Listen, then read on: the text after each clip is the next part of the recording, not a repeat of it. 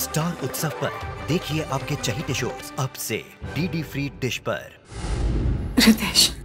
रितेश, मैं जानती हूँ कि तुम मुझसे नाराज हो, लेकिन मेरी भी कुछ मजबूरियां हैं जो तुम्हारे अलावा कोई नहीं समझ सकता। रितेश, मेरी तरफ देखो। रितेश, जब से तुम गए हो, I really miss you. Only my God knows how much I miss you.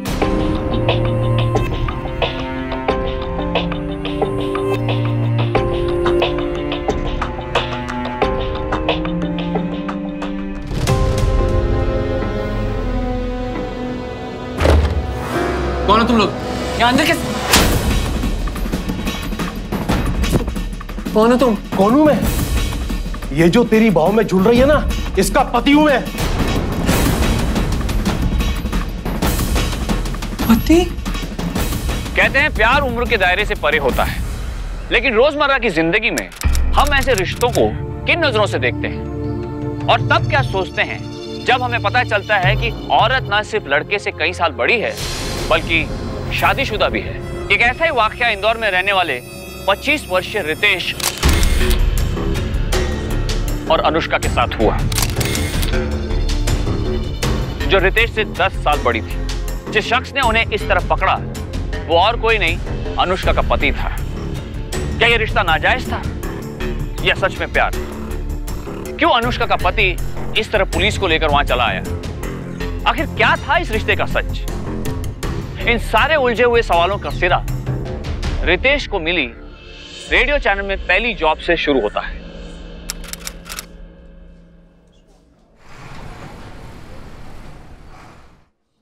Sir? Ritesh, right? Yeah. Welcome to String 95, Ritesh. Come. Yes. Sit.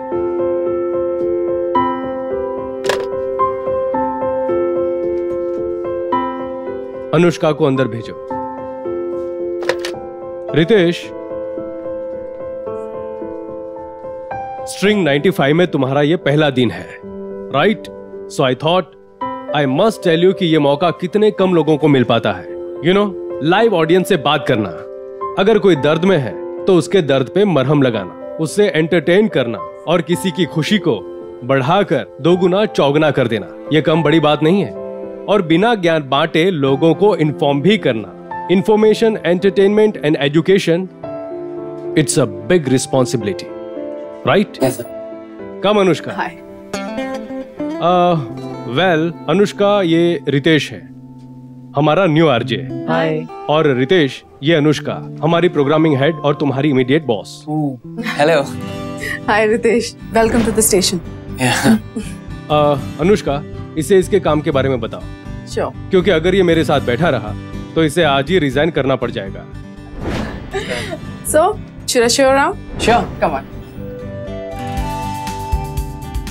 हाँ, स्टूडियोज और स्टूडियोज की मशीनरी से कितने वाकिफ हो तुम? एक्चुअली 6 मंथ का कोर्स किया है मैंने, तो प्रॉब्लम नहीं होनी चाहिए। That's good. So, should we check out the studios first? This way. Sure. Yeah.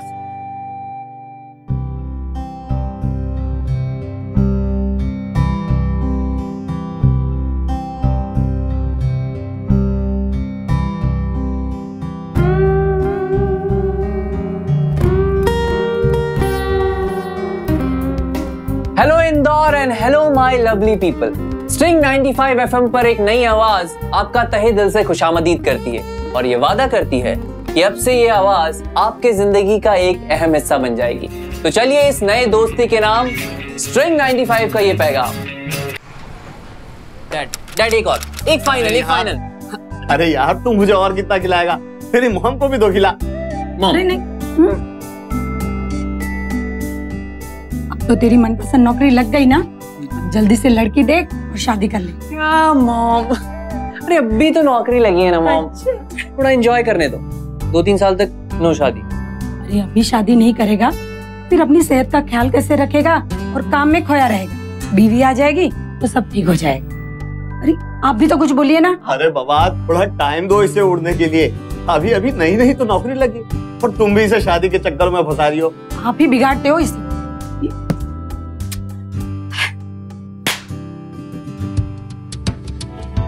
Hello Indore, आपके सामने एक और बहुत अच्छा गाना मैं सुनाने जा रहा हूँ।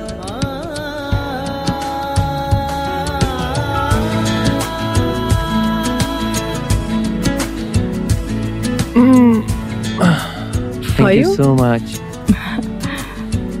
All good? Yeah. अपना ये कान खजूरा उतारो। अच्छा सुनो, I need a favor from you. बोलिए। मुझे आज ना एक बहुत जरूरी काम से घर जल्दी जाना होगा। You'll do it for me? What? Please. देखो ना, ये है कल का प्रोग्रामिंग स्केड्यूल। मैंने सब कुछ वर्कआउट कर दिया है, बट इसको बस I'll have to just format it. हो जाएगा? हाँ कर दूंगा। Great, super. You're such a sweetheart. Thanks a million. अच्छा ठीक है, मुझे लेट हो रहा है, मैं चलती हूँ। ठीक है, I'll see you then. मैं लैपटॉप यहीं छोड़ के जा रही हूँ। मैं देख लूंगा।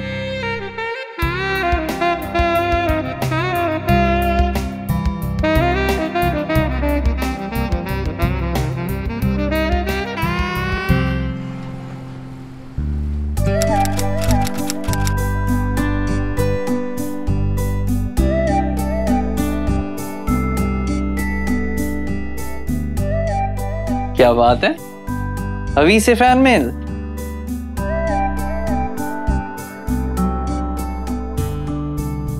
ये थैंक्स किस बात के लिए? कल शाम मेरी हेल्प करने के लिए, मिस्टर स्वीट रितेश। आप तो मुझे शर्मिंदा कर रही हैं, तो मेरा फर्ज था। इस कॉर्नी डायलॉग के लिए ना मैं तुम्हारे 2 महीने की सैलरी कट कर सकती हूँ, या फिर तुम्हें एक डिनर ट्रीट के लिए ले जा सकती हूँ। मैं ऑप्शन 2 के साथ जाना चाहूंगा। Are you sure? 100%। मुफ्त खाने के लिए ना मैं कहीं भी जा सकता।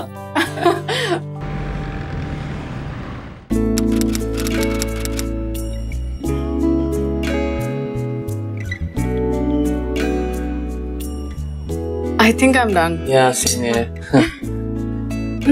Some dessert? हाँ? मैं कुछ अगली बार के लिए बचा के रखना चाहता हूँ। Thank you. Yeah. अच्छा, एक चॉकलेट मूस पैक कर दीजिए प्लीज, और चेक भी करिए। आप मेरे सामने भी खा सकती हैं, मैं माइंड नहीं करूँगा। नहीं, वो मेरे लिए नहीं था, मेरे बेटे के लिए। बेटा? हाँ, मैंने आदित्य से प्रॉमिस किया था कि इस बार चेकअप के वक्त अगर वो डॉक्टर को तंग ना करे तो मैं उसे ट्रीट दूंगी। अच्छा, तो इसीलिए कल आप? हाँ, इसलिए मुझे कल जल्दी जाना पड़ा था। वैसे हुआ क्या आपके बेटे को? उसे कॉन्जेनिटल हार्ट डिजीज है। उसके दिल में एक छेद है, इसलिए टाइम टू टाइम चेकअप बहुत जरूरी होता है। और अगर मैं कल का अपॉइंटमेंट मिस कर गई होती ना, तो पता नहीं दोबारा कब अपॉइंटमेंट मिलता। एंड दैट्स व्हाई कल तुम्हारा हेल्प करना, it meant so much to me. Thanks. That's not a problem. If you don't mind, आपके हस्बैंड का आउट ऑफ स्टेशन है? No, he is out of my life. हम दोनों अलग हो चुके हैं। I am so sorry. मुझे दैट्स ओके। पता नहीं क्यों रितेश, पर मुझे ना तुमसे एक बहुत अच्छी वाइब आती है। I mean I am so comfortable with you, like a friend. Thanks for being a friend. Anushka ना सिर्फ रितेश से 10 साल बड़ी थी, वो उसकी बॉस भी थी। फिर भी रितेश अनुष्का की तरफ आकर्षित हुए जा रहा था। अनुष्का के साथ बिताया हर पल रितेश की जिंदगी को एक अजीब सा मोड़ दे रहा था। उसे पहली बार यह एहसास हुआ कि वो बड़ा हो चुका है। उसके साथ कोई अपनी जाती जिंदगी की परेशानियां शेयर कर सकता है। अब ना उसे दुनिया का होश था, ना घर वालों की सूध। वो तो बस अनुष्का के हसीन ख्यालों में खोया रहता था।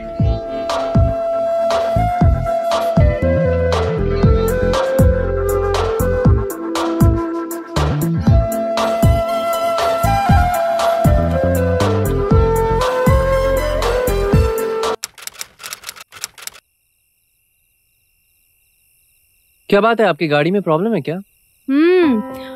10 मिनट से ट्राई कर रहा है, पर शायद आपकी बैटरी में प्रॉब्लम है। मेरी?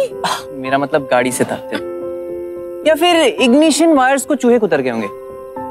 और मे बी आपका जो वो सब मुझे भी पता है। कमाल है, फिर भी आप ट्राई कर रही हैं। मेरी मानिए, इसे यहीं पर छोड़िए। और मैं घर कैसे जाऊंगी? क्यों, मेरी बाइक है ना। डोंट बॉदर, अभी ठीक हो जाएगी। चलिए मान लेते हैं अभी ठीक हो जाए, तो फिर आगे रास्ते में कहीं जाके रुक गई तो तब क्या करेंगी आप? बहुत जिद्दी हो ना। वो तो मैम।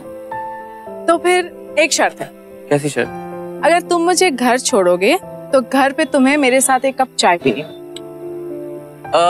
नहीं आज नहीं, सॉरी। इसका मतलब है मुफ्त के खाने के लिए कहीं भी जाने वाला रूल चाय पे अप्लाई नहीं होता है। चले चले चलते okay.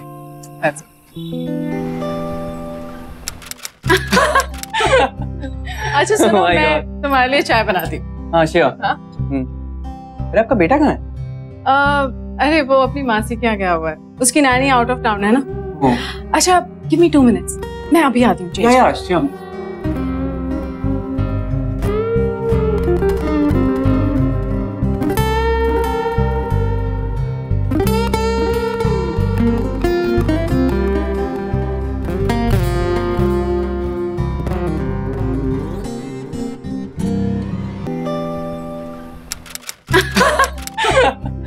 अच्छा सुनो, Oh my मैं God. तुम्हारे लिए चाय बनाती हूँ। हाँ श्योर। हाँ?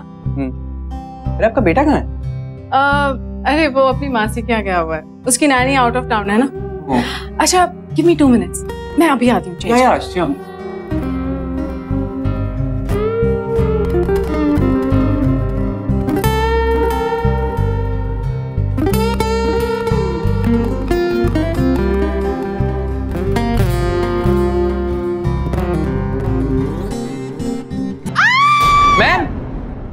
Ma'am are you okay? Ma'am लेने से बहुत डर लगता है रितेश, प्लीज डोंट टेक मी।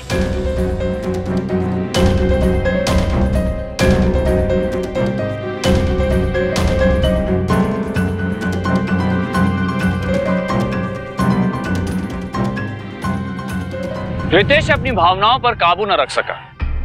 उसने सपने में भी नहीं सोचा था वो अनुष्का के साथ ऐसा रिश्ता कायम कर लेगा। क्या ये सिर्फ उस एक पल की कमजोरी का नतीजा था, या फिर इतने दिनों महीनों से बढ़ रहे आकर्षण ने आखिरकार रितेश के संयम का बांध तोड़ दिया? और सबसे बड़ा सवाल इस वाक्य के बाद यह था कि रितेश के लिए क्या अनुष्का महज आकर्षण ही था, या वो सचमुच अनुष्का से प्यार करता था?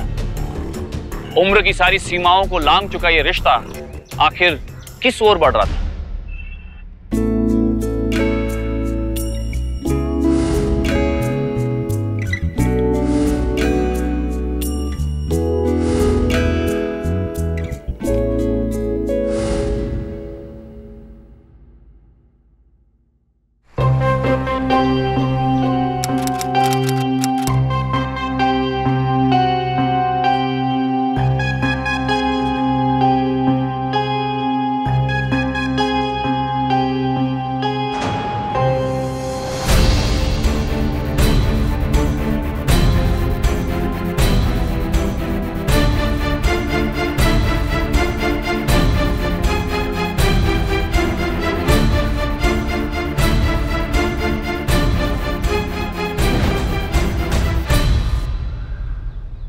मुझे ये समझ में नहीं आ रहा कि अचानक इस रेजिग्नेशन की क्या जरूरत थी।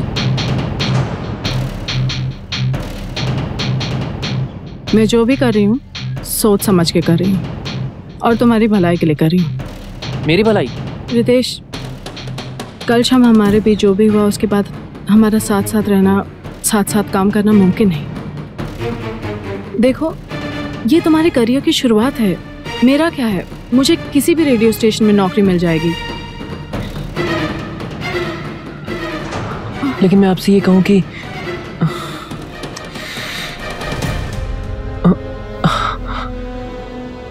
that I love you.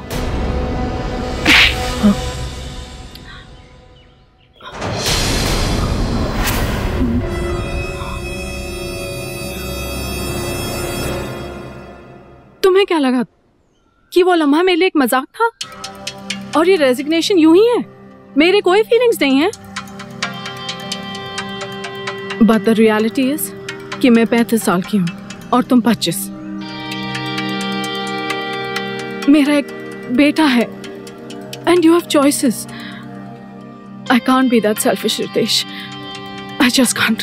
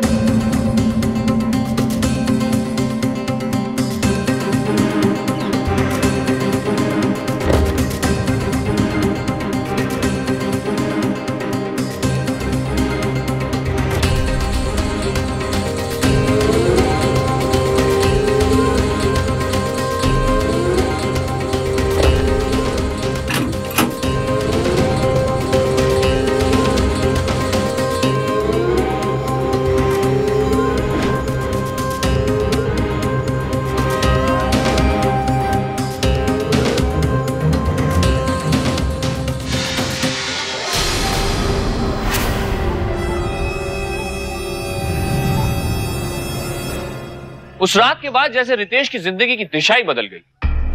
उसकी हर सांस, हर सोच अनुष्का के इर्द गिर्द ही घूम रही थी। जैसे वो किसी ऐसे भूल भुलैया में भटक गया हो जिसके हर दरवाजे के पीछे बस अनुष्का खड़ी।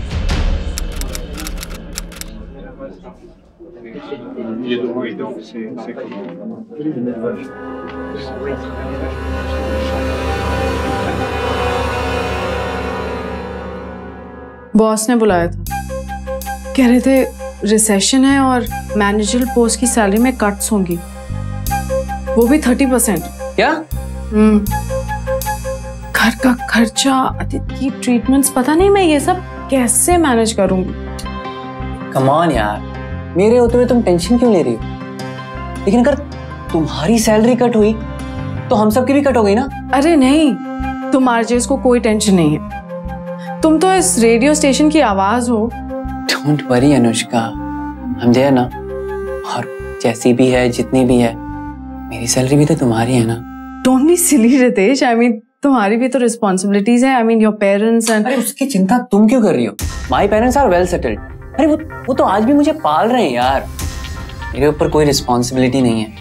अगर तुम मौका दो तो मैं थोड़ा रिस्पॉन्सिबल जरूर हो सकता हूँ।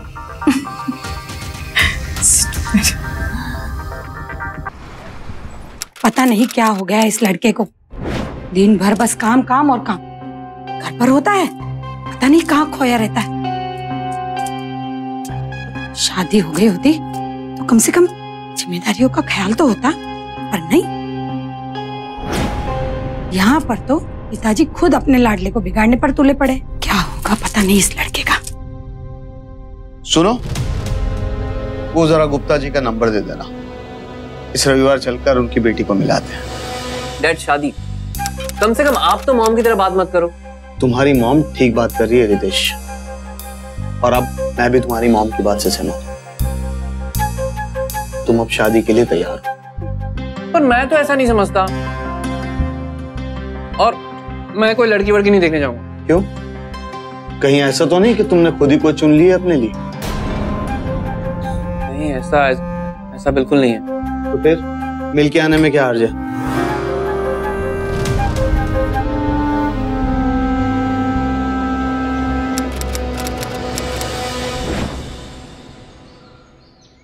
मैंने तय कर लिया है, मैं मॉम डैड को तुम्हारे बारे में सब कुछ बता दूंगा, और वो खुशी खुशी मुझे अपनी बहू बना लेंगे।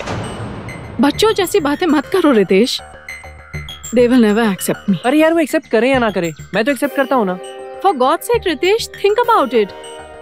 वो इतने दिनों से तुम्हारे लिए एक लड़की खोज कर बैठे हैं जिसके फ्यूचर के लिए इतना प्लान्स बनाया हो, और अचानक उनको पता चलता है कि तुम एक 10 साल बड़ी डिवोर्सी से शादी करने वाले हो, तो वो कितने शॉक्ड होंगे। अरे यार, तो तुम ही बताओ ना क्या करूं। मैं क्या बताऊं? बी अ मैन, मर्द हो, मर्द की तरह डिसीजन लेना सीखो। हर बात में आदित्य की तरह मेरे पीछे पीछे मत आ जाया करो।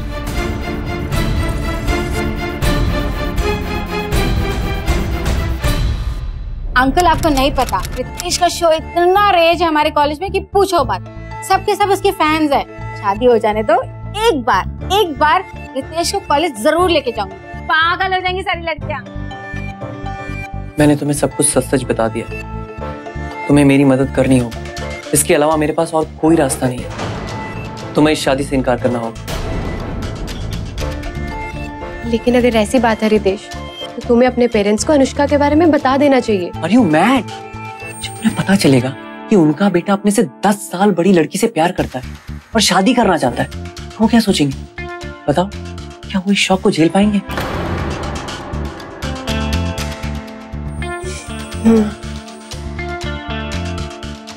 ठीक है, मैं तुम्हारी मदद करूंगी, लेकिन एक शर्त पर। क्या? यही कि हम आगे भी ऐसे ही दोस्त रहेंगे। Thank you so much Meera. Thanks darling.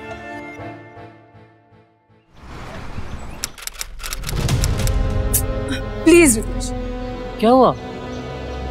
तुम ऐसे क्यों बिहेव कर रही हो? तुम अपने आप को समझते क्या हो? और तुम मुझे क्या समझते हो? अ फूल? मैं बेवकूफ लगती हूँ कि तुम्हारी चाल भी नहीं समझूं? अरे कैसी चाल? What are you talking about? Knock it off Ritesh, मैं सब जानती हूँ। तुम कल उस लड़की से मिलने गए थे ना? और हाँ, बदकिस्मती से वो पसंद नहीं आई, नहीं तो अभी तक तुम अपने माँ बाप के अच्छे बेटे बनकर उससे शादी कर लिए होते। अरे यार, मुझे समझ नहीं आ रहा। अरे तुम ही ने तो कहा था कि मर्द बनो और मर्द की तरह डिसीजन लो। ऑफ कोर्स, एक टिपिकल मर्द जैसा ही डिसीजन लिया है तुमने, और अब यहाँ आ गए हो सैक्रिफाइस का ड्रामा करने कि मेरे लिए तुमने एक यंग और खूबसूरत लड़की को ठुकरा दिया। अरे यार, अगर ऐसा होता तो मैं क्यों उसके पास जाता? क्यों कहता कि मैं उससे शादी नहीं कर सकता? क्योंकि मैं तुमसे प्यार करता हूँ। अगर तुम मुझसे प्यार करते ना, तो तुम उस लड़की को देखने ही नहीं जाते।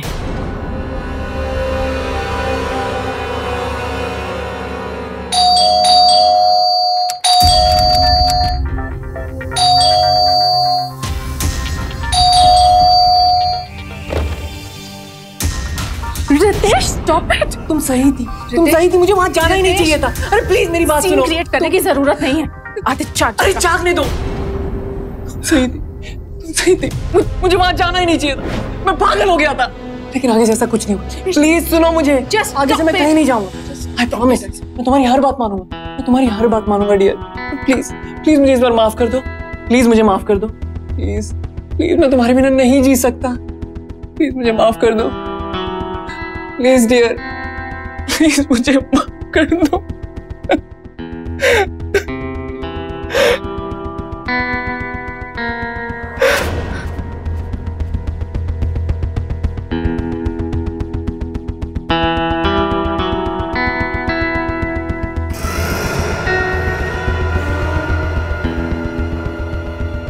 ये कैसी दीवानगी थी, कैसी मोहब्बत थी कि जहां एक आशिक सही गलत परखने की समझ ही खो दे, अपनी माशूका को मनाने के लिए अपना आत्मसम्मान भी दांव पे लगा दे।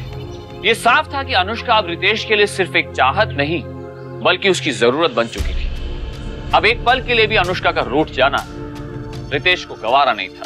आलम यह था कि अब अनुष्का की हर परेशानी रितेश की हो चुकी थी, और अनुष्का से जुड़ी एक ऐसी ही परेशानी रितेश का इंतजार कर रही थी। तुमसे ना बात करना ही यूजलेस है। क्या बात है? किसका फोन था? अरे जान, बताओ तो सही।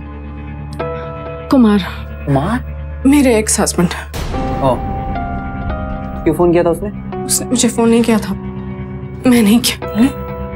एक्चुअली आदित्य को ना एक छोटी सी सर्जरी की जरूरत है, मेरे पास बिल्कुल पैसा नहीं, तो मैंने सोचा शायद अपने बेटे, लेकिन खुद कर्ज आदमी को ना अपने अलावा कुछ सोचता ही नहीं। कितने पैसे की जरूरत है?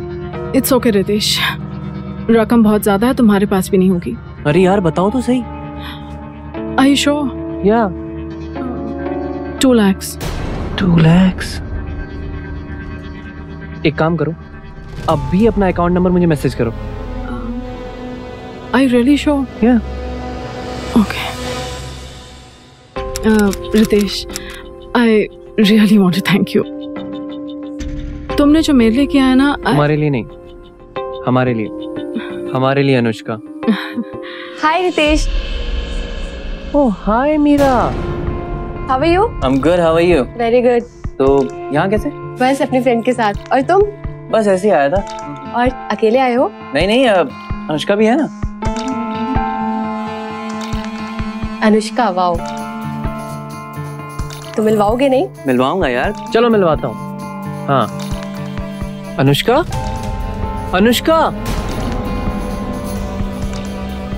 Excuse me.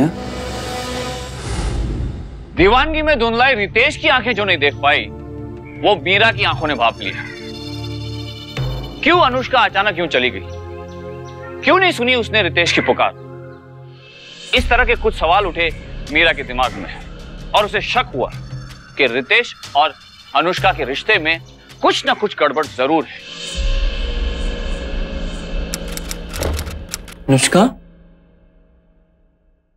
अनुष्का?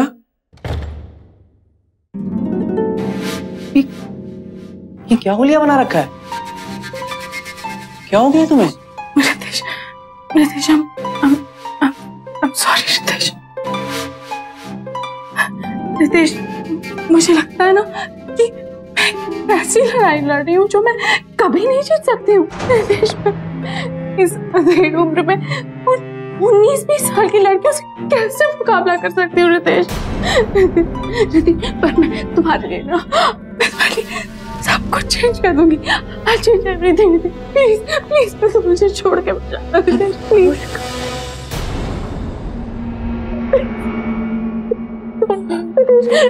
मैंने बहुत कुछ खोया है रितेश। अगर मैं खो गई ना तो मैं बिल्कुल टूट जाऊंगी रितेश। सुनो, listen to me, calm down, okay? मैं कहीं नहीं जा रहा। I promise. Ritesh, please don't ever छोड़ के नहीं जा रहा बेबी, प्लीज काम डाउन, मैं यही हूँ। और तुम्हें भी ये सब करने की कोई जरूरत नहीं है। Ritesh, you just don't.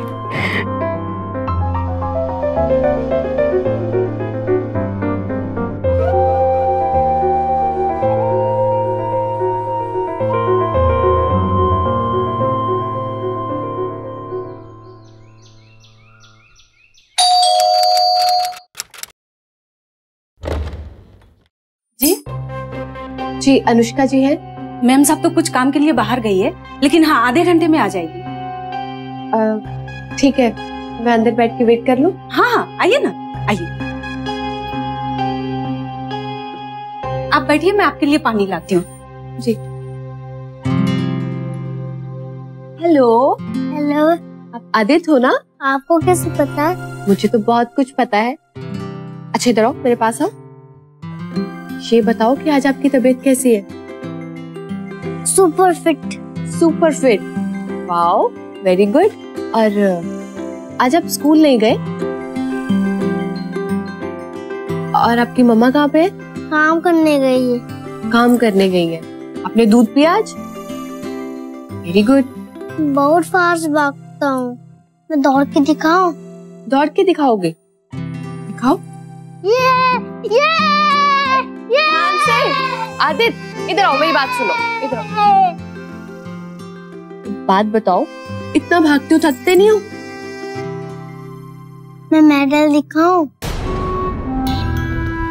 आपके पास मेडल भी है? दिखाओ।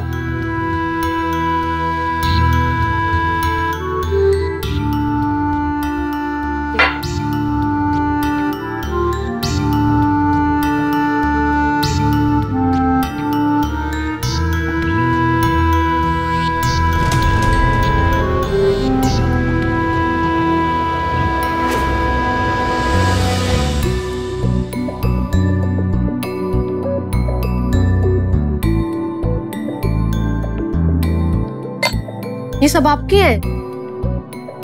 Very good. इधर आओ। एक बात बताओ, तुम इतना दौड़ते हो, इतना भागते हो, तुम थकते नहीं हो? बिल्कुल भी नहीं।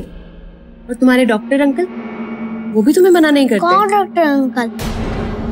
वही हॉस्पिटल वाले डॉक्टर अंकल जो हर हफ्ते तुम्हारी जांच करते हैं। मैं कोई हॉस्पिटल नहीं जाता। मैं जाऊं? ठीक है, जाइए। मैंने तुमसे पहले ही कहा था ना, और तुम भी मुझसे दूर रहो। मैं यहाँ पे मेरे लिए नहीं, तुम्हारे लिए बात करने आई हूँ रितेश। अनुष्का के बारे में नहीं जानना है मुझे। अनुष्का के बारे में, आदित्य के बारे में भी नहीं। एक बात बताओ मुझे, तुम अनुष्का को इतने दिनों से जानते हो, उसके घर भी गए हो, आदित्य से कितनी बार मिले हो, तुम्हें कभी ये अटपटा सा नहीं लगा कि इतने दिनों बाद भी, इतना करीब आने के बाद भी तुम अभी तक अनुष्का के बेटे से नहीं मिले हो? तुम कहना क्या चाहती हो? मैं आज अनुष्का के घर गई थी। अनुष्का तो नहीं मिली, लेकिन आदित्य से मुलाकात हुई मेरी। एक मिनट, कुछ भी कहने से पहले मेरी पूरी बात सुनो। आदित्य को कुछ नहीं हुआ है Ritesh, he is perfectly alright. उसे कोई बीमारी नहीं है। झूठ बोल रही हो तुम। आखिर तुम चाहती क्या हो यार? मैं बस मदद करना चाहती हूँ तुम्हारी, वही कर रही हूँ जो एक सच्चे दोस्त को करना चाहिए। वो औरत तुमसे झूठ कह रही है रितेश, और मैं ये साबित कर सकती हूँ। पागल हो गई क्या तुम? अरे यार, आर यू मैड? नहीं रितेश, लेकिन अगर तुम सच जान गए तो तुम जरूर पागल हो जाओगे। अगर तुम्हारी ये बात झूठ निकली ना तो?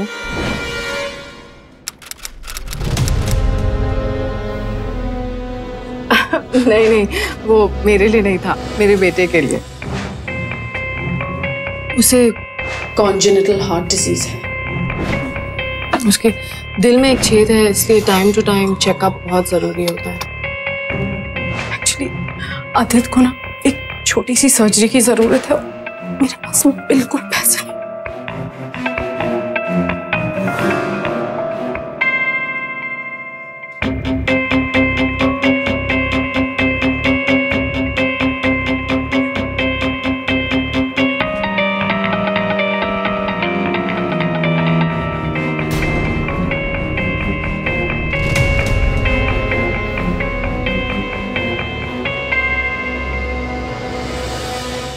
चौंक गया था रितेश।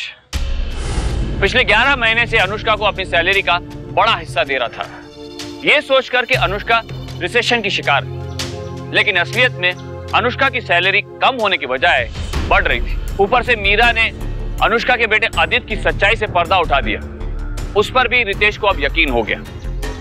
एक के बाद एक दो बड़े झूठ बेपर्दा होते ही रितेश टूट गया और उसने उस रिश्ते को खत्म करने का फैसला किया जिसे वो एक सच्चा और एकमात्र प्यार समझता था। रितेश को बस अपने सवालों का जवाब चाहिए था। क्या बताया तुमने? कॉन्जेनिटल हार्ट डिजीज, दिल में छेद, सर्जरी, रिसेशन के नाम पर पे कट।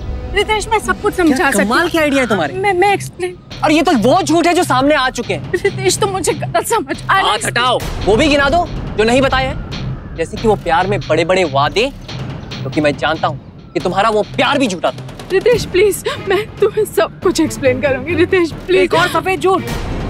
No thanks. एक्चुअली मैं बस तुमसे यही कहने आया था कि आज के बाद मैं तुम्हारी शक्ल भी नहीं देखना चाहता। रितेश नो, तुम्हारे ख्याल से भी घिन आती है मुझे। I'll explain everything, Ritesh please. Anushka के विश्वासघात से रितेश का दिल तो टूटा, पर उसकी किस्मत अच्छी थी कि उसे मीरा जैसी समझदार दोस्त का साथ मिला, जिसकी मदद से वो इस झूठे प्यार के दलदल में धंसने से बच गया। पर अनुष्का इतनी आसानी से हार नहीं मानने वाली थी। इतना कुछ होने के बाद भी वो लगातार रितेश से मिलने की कोशिश कर रही थी। अपनी मजबूरियों की दुआई देकर आखिरकार रितेश से वो आखिरी बार मिलने उसे अपने घर में बुलाने में कामयाब हो ही गई। रितेश, मेरी तरफ देखो Ritesh. Only my God knows how much I miss you.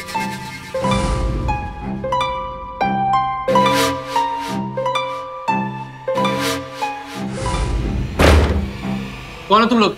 यहाँ अंदर कैसे? कौन हो तुम? कौन हूं मैं? ये जो तेरी बाहों में झूल रही है ना, इसका पति हूं मैं।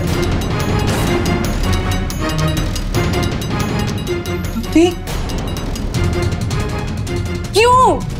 क्यों कर रहे हो तुम ये सब? क्यों कर रहा हूं मैं ये सब? पूछ अपने दिल से। ये तस्वीरें गवाह हैं तेरी बेवफाई का, और जब जज साहब के सामने पहुंचेगी ना तो 2 दिन में डिवोर्स मिल जाएगा बिना एलिमनी के। मैं सोच भी नहीं सकती थी कि तुम इस हद तक गिर सकते हो। और मैं भी नहीं सोच सकता था कि तू इतनी बुरी तरह गिर सकती है। जब ये पिक्चर जज साहब के सामने जाएंगी ना तो साफ पता लग जाएगा कि कौन कितना गिरा हुआ है। क्या चाहिए क्या तुम्हें? डिवोर्स के बाद एलिमनी की जो पैसे भरने हैं 25 लाख चाहिए। 25 लाख?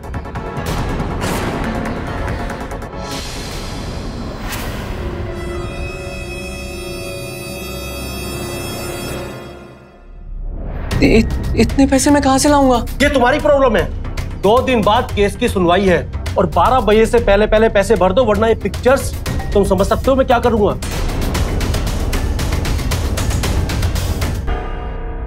कोई रास्ता नहीं है मेरा।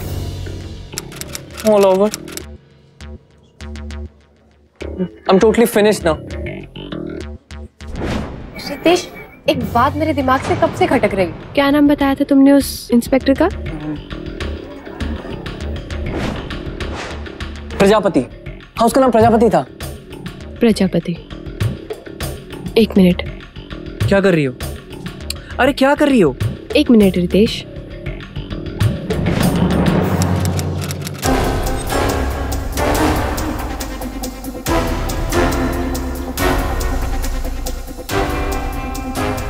पैसे लाए हो?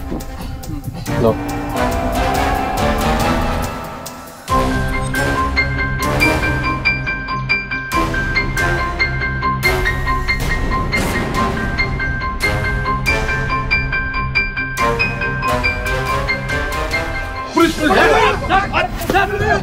क्या कर रहे तुम लोग? अरे